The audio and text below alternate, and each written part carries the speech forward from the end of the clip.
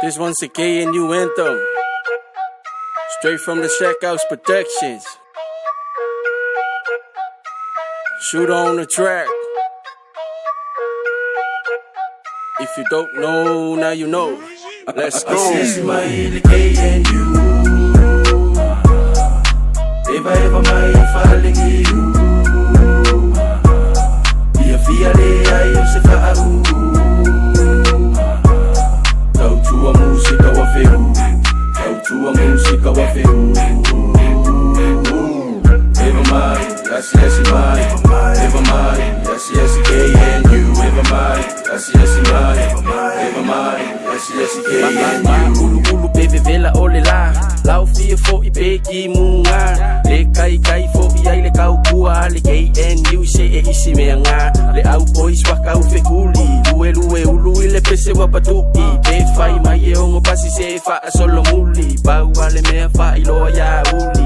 Le elea e fufulu a makafi. Nga lue uma ele ai seisi e lafi. Uma angi wa I kila pei lava o le kuku mai le amakanga e ilo le au le se afi. K&U. Ever my falling you. Dia fiale ayo se fa'u. Kau tua musika wa feu.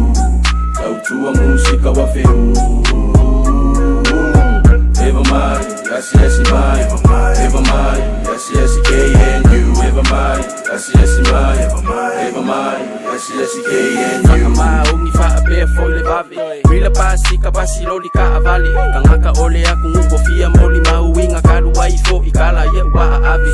Kama whainga lava mai ile amakanga. Nga amaka mai ya isinga luku kanga. A ole ngei sole ole pala kai sole mea kala mo I ele ai o se panga. Ekele alu wha ali I tuu ile paka wha asa ole kua sivi. Fufulu ile au pe fufulu mo I ingi. Peyo ngai ke moe ai whafangu hoi ele whai ki ili. Awala vale songa mingoi ele o se ka lengi oi a ole maoi.